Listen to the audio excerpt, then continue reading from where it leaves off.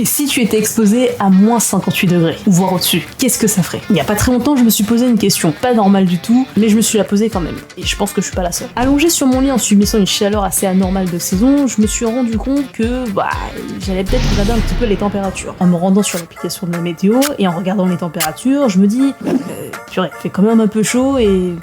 vivement l'hiver. Et d'un coup, je me suis posé la question, il fait combien actuellement en Antarctique? Ouais, je suis allé un petit peu loin, mais je me suis quand même posé la question et je voulais vous la partager quand même. Donc je me rends sur l'application et je vois moins 58 degrés, voire même au-dessus. Et c'est là que je me suis posé une bonne question. Qu'est-ce que ça ferait de ressentir une température aussi extrême à plus de moins 50 degrés? Imagine, il fait moins 58 degrés, l'air ne pique pas, il brûle. Tu inspires, ça t'arrache la gorge, et en 30 secondes, ta peau peut littéralement mourir. Ton corps panique, ton cerveau s'éteint, tu ne ressens plus rien, même plus la peur. Ce froid-là, ça t'enlève tout. Ton confort, ta force, ton arrogance. Au moins quand t'es au chaud, tu respires. T'as quelqu'un à qui parler.